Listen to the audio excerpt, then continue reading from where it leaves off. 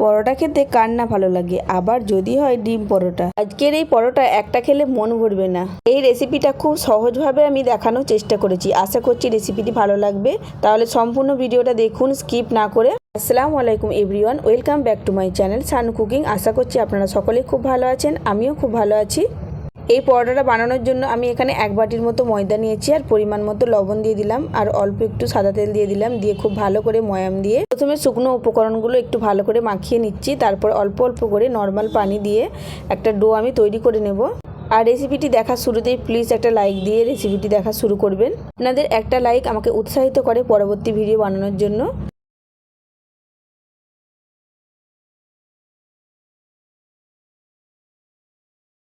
খুব ভালো করে ডোটা মাখা হয়ে গেছে। এবার অল্প একটু আমি তেল দিয়ে ডোটা আমি রেস্টে রেখে দেবো 10 মিনিটের মতো।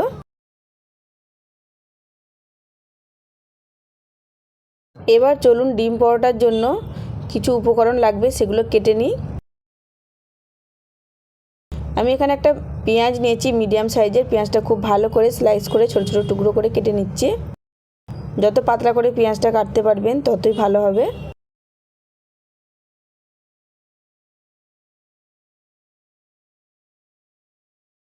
পেঁয়াজটা আমার কাটা হয়ে গেছে, পেঁয়াজটা রেখে দিচ্ছি। সামান্য উপকরণই লাগবে, বেশি কিছু উপকরণ লাগবে না। এবার এখানে আমি ধনেপাতা অ্যাড করে দিচ্ছি। ধনেপাতাটাও কুচি কুচি করে কেটে নিচ্ছি। আর ঝালের জন্য নিয়েছি আমি একটা কাঁচা লঙ্কা। যদি বেশি ঝাল খেতে চান তাহলে এখানে কাঁচা লঙ্কার পরিমাণটা বাড়িয়ে দেবেন। এবার এখানে আমি দুটো ডিমকে প্রথমে ফাটিয়ে নিচ্ছি। দিয়ে ডিমের মধ্যে আমি দিয়ে দেব পেঁয়াজ কুচি,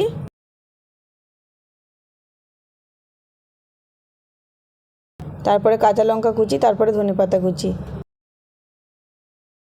দিয়ে খুব ভালো করে মাখিয়ে নেব।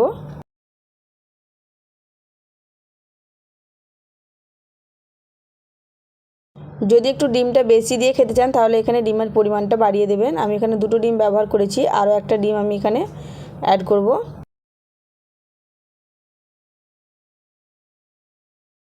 দিয়ে খুব ভালো করে মাখিয়ে নিচ্ছি। আর এখানে অল্প করে আমি লবণ অ্যাড করে দেব। এবার আমি একটা বাটি নিয়ে নিলাম। বাটির মধ্যে এখানে আমি দিয়ে দেবো 1 চামচের মতো কর্নফ্লাওয়ার আর অল্প একটু সাদা তেল। এই পরোটাটা আমি একটু লেয়ারযুক্ত করতে চাই, সেই জন্য আমি এখানে কর্নফ্লাওয়ারের ব্যবহারটা করছি। এটা কি কাজে লাগাবো সেটাও আপনারা দেখবেন। কর্নফ্লাওয়ারটা খুব ভালো করে তেলের সঙ্গে মিক্স করে নিতে হবে। এরপর 10 মিনিট পরে আমি ফিরে এলাম। দিয়ে ময়দাটা আবারও একটু ভালো করে হাত দিয়ে মেখে নেব। ভালো করে মাখা হয়ে গেছে। এবার আমি গোল গোল করে লেচি কেটে নেব। যে যেরকম শেপের বানাতে চাইবেন ঠিক সেরকম শেপ অনুযায়ী লেচিটা কেটে নেবেন। আমি এখানে খুব ছোটও নয় খুব বড়ও নয়, একদম মিডিয়াম সাইজ করে লেচিগুলো কেটে নিচ্ছি। এবার একটা পরোটা আমি বেলে নিচ্ছি। যদি পরোটাটা খুব ভালো করে লেয়ারযুক্ত করতে চান তাহলে এই স্টেপটা অবশ্যই ফলো করবেন, তাহলে প্রত্যেকটা পরোটাই লেয়ারযুক্ত হবে। খুব ভালো করে বেলে নিচ্ছি আমি গোল করে প্রথমে। এরপর যে কর্নফ্লাওয়ার আর তেলের মিশ্রণটা ওটা আমি খুব ভালো করে ব্রাশের সাহায্যে ব্রাশ করে দেবো। এটা আপনারা হাত দিয়েও করতে পারেন।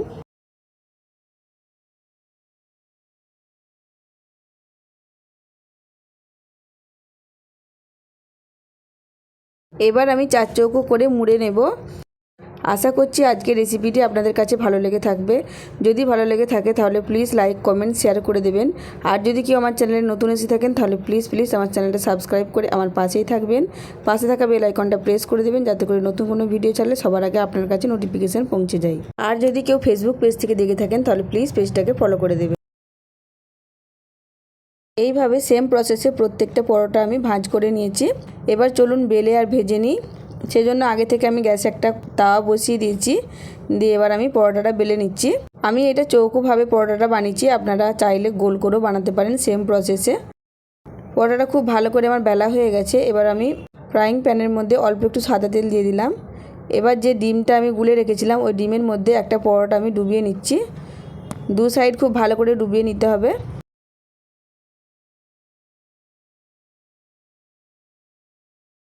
এবার আমি তাওয়ার মধ্যে পরোটাটা দিয়ে দিলাম।